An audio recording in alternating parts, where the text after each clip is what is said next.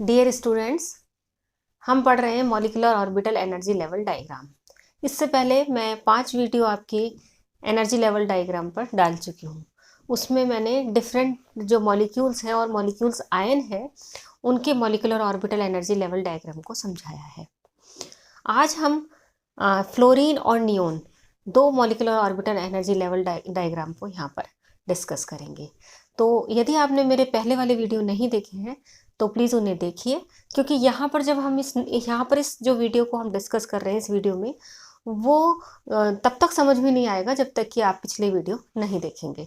तो आप यदि ये मेरा पहला वीडियो देख रहे हैं तो पहले तो इसे सब्सक्राइब करिए, शेयर करिए और अपने मेरे पिछले वाले वीडियो ज़रूर देखिए। आज हम पढ़ रहे हैं molecular orbital energy level diagram में फ्लोरीन और नियोन के बारे में। तो सबसे पहले मैंने आपको सेकंड वीडियो एक बनाया था, उसमें मैंने एनर्जी लेवल डायग्राम को दिखाया था। तो उसी का एक दोबारा हम देख रहे हैं। ये है energy level diagram, molecular orbital energy level diagram. इसमें हम 3 ऑर्बिटल्स हैं, 1s 2s और 2p। इन 3 ऑर्बिटल के molecular orbital energy level diagram बनाएंगे। ऐसे मॉलिक्यूल को ही हम यहाँ पर लेंगे जिनमें ये 3 ऑर्बिटल्स इन्वॉल्व होते हैं। तो मैंने इससे पहले जो वीडियो बनाए हैं उनमें भी ये 3 तरह के ऑर्बिटल ही इन्वॉल्व हो रहे हैं, और यहाँ पर जो हम आज डिस्कस करेंगे उनमें भी ये 3 तरह के मॉलिक्यूलर ऑर्बिटल डिस्कस करेंगे। 3 तरह के एटॉमिक ऑर्बिटल पार्टिसिपेट करेंगे जिससे मॉलिक्यूलर ऑर्बिटल बनेंगे। ये जो एटॉमिक ऑर्बिटल्स है, एओ मतलब एटॉमिक ऑर्बिटल्स, इस एटॉमिक ऑर्बिटल एक एटम का है। ये एटॉमिक ऑर्बिटल्स दूसरे एटम के, 2 एटम से बाईमॉलिक्यूलर आयन बन रहा है अपना, तो इसलिए एक एटम को हम यहाँ लिखते हैं और दूसरे एटम को यहाँ लिखते हैं। ये है एक एटम के मॉलिक्यूलर एटॉमिक ऑर्बिटल और ये है दूसरे एटम के एटॉमिक ऑर्बिटल। और इन दोनों की ओवरलैपिंग से जो मॉलिक्यूलर ऑर्बिटल बनते हैं उनको हमने लिखा है बीच में, इसको हमने कहा है MOC। ठीक है, अब हम यहाँ पर डिस्कस करेंगे फ्लोरीन को, F2 मॉलिक्यूल को। F2 मॉलिक्यूल किससे बना है? 2 फ्लोरीन एटम से, 2 फ्लोरीन एटम से मिलकर के बना हुआ है। तो पहले तो हम देखते हैं फ्लोरीन का कॉन्फ़िगरेशन क्या है। फ्लोरीन का कॉन्फ़िगरेशन है 1s2 2s2 और 2p5। S में 2 इलेक्ट्रॉन है, 2 में 2s में 2 इलेक्ट्रॉन और 2p में 5 इलेक्ट्रॉन है। हम जानते हैं कि जब हम एनर्जी लेवल डायग्राम डिस्कस करते हैं तो हम आउटर मोस्ट शेल के ऑर्बिटल्स को ही ध्यान में रखते हैं। नीचे के ऑर्बिटल, जो नीचे वाले जो ऑर्बिटल हैं या शेल हैं, उनको हम नहीं करते हैं क्योंकि उनकी एनर्जी लगभग बराबर हो जाती है। वो बॉन्डिंग में कोई रोल पार्टिसिपेट नहीं करते हैं, कोई रोल प्ले नहीं करते हैं। तो हम यहाँ इन दोनों को देखते हैं। अब हम क्या करेंगे कि 2 फ्लोरीन एटम है, इनमें से एक फ्लोरीन एटम को हम यहाँ रखेंगे और दूसरे फ्लोरीन एटम को हम यहाँ रखेंगे। ठीक है, 1s में 2 इलेक्ट्रॉन है जिसको हम इस तरह से दिखा रहे हैं, ये 2 इलेक्ट्रॉन। 2s में भी 2 इलेक्ट्रॉन है, ये हमने दिखा दिया 2 इलेक्ट्रॉन। 2p में 5 है, 1 इलेक्ट्रॉन, 2 3, फिर पेयरिंग होगी 4 और ये 5 इलेक्ट्रॉन p में है। इसी तरह इस वाले फ्लोरीन में 2 इलेक्ट्रॉन 1s में है, 2 इलेक्ट्रॉन 2s में है और 5 इलेक्ट्रॉन p 2p में है। तो ये 5 इलेक्ट्रॉन 2p में है। ठीक है, तो अब क्या है कि यहाँ पर जो 1s है, 2 1s ऑर्बिटल, एक इसका और एक इसका ओवरलैपिंग करके 2 मॉलिक्यूलर ऑर्बिटल बनाता है, एक एंटी बॉन्डिंग और एक बॉन्डिंग। क्योंकि ये भरे हुए कक्षक हैं इसलिए बॉन्डिंग में भी उतने ही इलेक्ट्रॉन होते हैं जितने एंटी बॉन्डिंग में, दोनों में बराबर। 4 में से 2 बॉन्डिंग में जाएंगे, 2 एंटी बॉन्डिंग में जाएंगे, इसलिए इन दोनों की जो एनर्जी है आपस में कैंसिल आउट हो जाती है।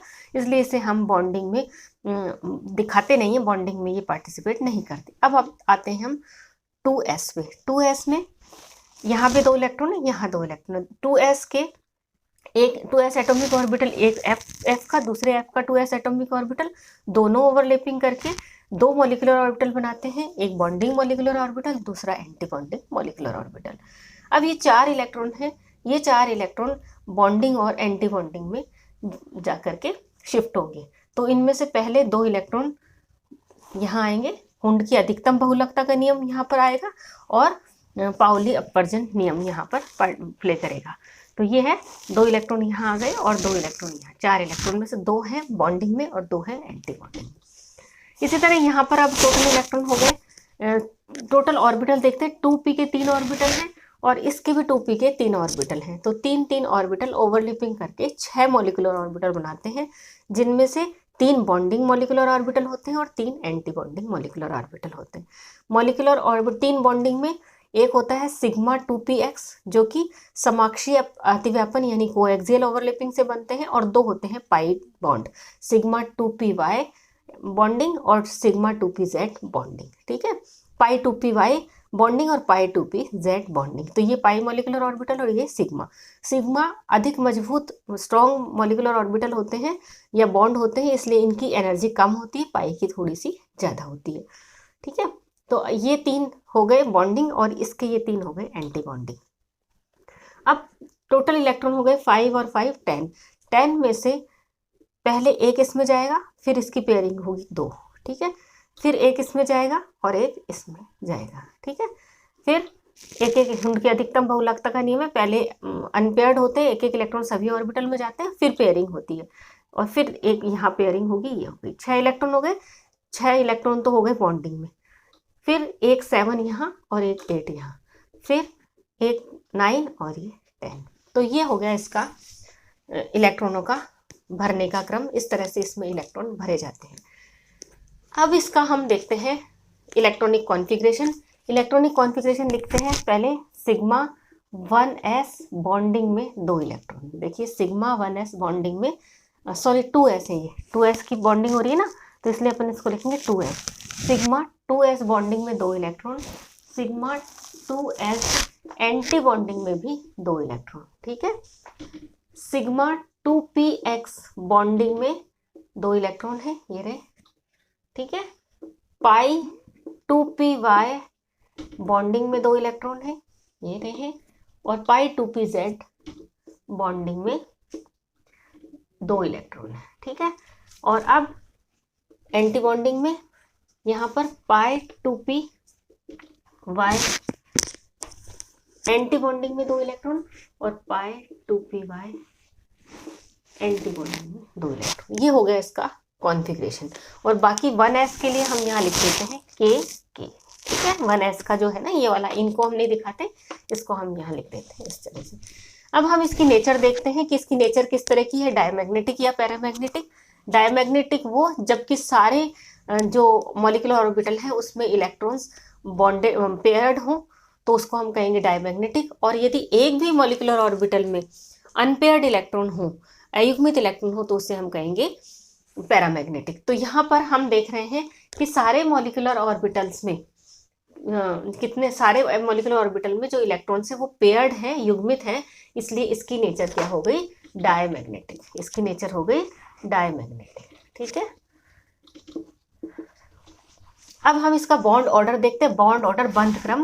बॉन्ड ऑर्डर क्या बताता है कि 2 फ्लोरीन एटम के बीच में कितने बॉन्ड हैं, सिंगल बॉन्ड है, डबल बॉन्ड है या ट्रिपल बॉन्ड है। बॉन्ड ऑर्डर कैसे निकालते हैं कि बॉन्डिंग में इलेक्ट्रॉनों की संख्या में से एंटी बॉन्डिंग में इलेक्ट्रॉनों की संख्या को घटा के और 2 का भाग दे देते हैं।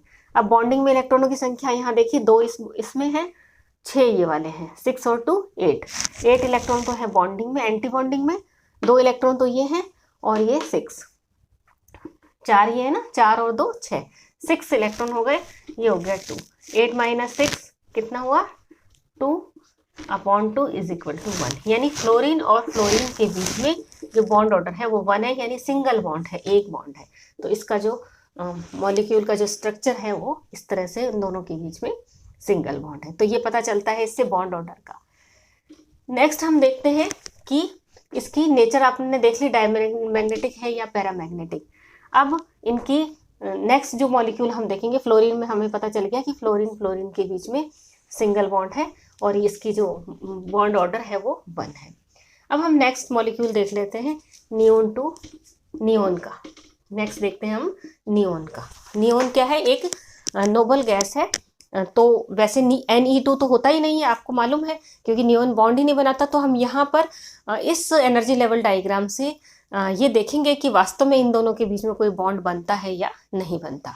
अब सबसे पहले हम देखते हैं नियोन का कॉन्फ़िगरेशन। नियोन का कॉन्फ़िगरेशन क्या है, 1s2 2s2 और 2p6, p में 6 इलेक्ट्रॉन है। तो यदि ये नियोन मॉलिक्यूल बनता नियोन और नियोन के बीच में क्या बंध है या नहीं है, ये मॉलिक्यूल बनता है या नहीं बनता, ये हम देखेंगे। तो क्या होगा, दो नियोन एटम पार्टिसिपेट करेंगे इस मॉलिक्यूल को बनाने के लिए। तो हम यहाँ जो हमने फ्लोरीन लिख रखा था, यहाँ पर अब हम लिख देंगे नियोन दोनों तरफ, ठीक है। अब इसमें कॉन्फ़िगरेशन है, नियोन के 1s में 2 इलेक्ट्रॉन है, 2s में 2 इलेक्ट्रॉन है और 2p में भी 6 इलेक्ट्रॉन है। 5 थे ना, यहाँ फ्लोरीन को हटा दिया मैंने, अभी 6 इलेक्ट्रॉन, ये 6 इलेक्ट्रॉन। इसी तरह यहाँ भी 2p में 6 इलेक्ट्रॉन। अब जब हम इसमें जो भरेंगे इलेक्ट्रॉन, तो किस तरह से भरेंगे, यहाँ तक तो सेम रहेगा, 4 इलेक्ट्रॉन में से 2 बॉन्डिंग में जाएंगे और 2 एंटी बॉन्डिंग में जाएंगे। यहाँ पर थोड़ा चेंज आ जाएगा, यहाँ है 6 और 6 12 इलेक्ट्रॉन, 12 में से 6 इलेक्ट्रॉन तो यहाँ आ गए बॉन्डिंग में, 4 इलेक्ट्रॉन ये आ गए 10 और 2 इलेक्ट्रॉन ये आ गए 12, ठीक है। टोटल हो गए इसके 12। इस तरह से इसका ये पूरी तरह से फिल्ड है। यहाँ पर 6 एंटी बॉन्डिंग में, 6 बॉन्डिंग में, तो ये हो गए 12 इलेक्ट्रॉन। और इसी तरह यहाँ बॉन्डिंग में 2 इलेक्ट्रॉन और एंटी बॉन्डिंग में 2 इलेक्ट्रॉन। कॉन्फ़िगरेशन आप लिख लेंगे, सिग्मा इसी तरह का कॉन्फ़िगरेशन होगा, सिग्मा 2s बॉन्डिंग में 2 electron, sigma 2s anti bonding में 2 इलेक्ट्रॉन, सिग्मा 2px बॉन्डिंग में 2 इलेक्ट्रॉन, पाई 2py बॉन्डिंग में 2 इलेक्ट्रॉन, पाई 2pz बॉन्डिंग में 2 इलेक्ट्रॉन, पाई 2py एंटी बॉन्डिंग में 2 इलेक्ट्रॉन और पाई 2pz एंटी बॉन्डिंग में 2 इलेक्ट्रॉन। और यहाँ एक और सिग्मा 2px एंटी बॉन्डिंग में 2 इलेक्ट्रॉन, ये और आएगा, ठीक है। तो इस तरह से ये इसका कॉन्फ़िगरेशन हो गया। अब इसकी नेचर आपको पता चल गई है, नेचर होगी तो अगर ये मॉलिक्यूल बनता है तो नेचर होगी इसकी डायमैग्नेटिक, क्योंकि सारे जो मॉलिक्यूलर ऑर्बिटल है उसमें जो इलेक्ट्रॉन्स है वो पेयर्ड है, युग्मित इलेक्ट्रॉन है, ठीक है। अब हम इसका बॉन्ड ऑर्डर देखेंगे। बॉन्ड ऑर्डर क्या बताएगा कि बॉन्ड बनता है या नहीं बनता, बनता है तो कितने बॉन्ड उन दो एटम के बीच में है, ये बताएगा। अब बॉन्ड ऑर्डर क्या है कि बॉन्डिंग में इलेक्ट्रॉनों की संख्या, तो बॉन्डिंग में इलेक्ट्रॉनों की संख्या 2 ये और 6 ये, 8 हो गए, 8। इसी तरह यहाँ एंटी बॉन्डिंग में 2 ये और 6 ये, 8 हो गए, ये भी 8। 8 - 8 upon 2 is equal to 0 upon 2 is equal to 0, यानी नियोन और नियोन के बीच में कोई बॉन्ड नहीं है। बॉन्ड नहीं है मतलब इनका अस्तित्व ही नहीं है। तो ये मॉलिक्यूलर ऑर्बिटल थ्योरी ये शो करती है कि ये बताती है कि किस तरह से किन मॉलिक्यूल्स, कौन से मॉलिक्यूल बनते हैं, किन का कोई कौन से नहीं बनते, किन के बीच में 2 बॉन्ड हैं, किन के बीच में 1 बॉन्ड है। तो इस तरह से, क्योंकि नोबल गैस है नियोन, तो ये कभी भी मॉलिक्यूल नहीं बनाता। इन दोनों के बीच में, 2 एटम के बीच में बॉन्ड ऑर्डर 0 ये शो करता है कि नियोन मॉलिक्यूल का अस्तित्व ही नहीं है। Thank you.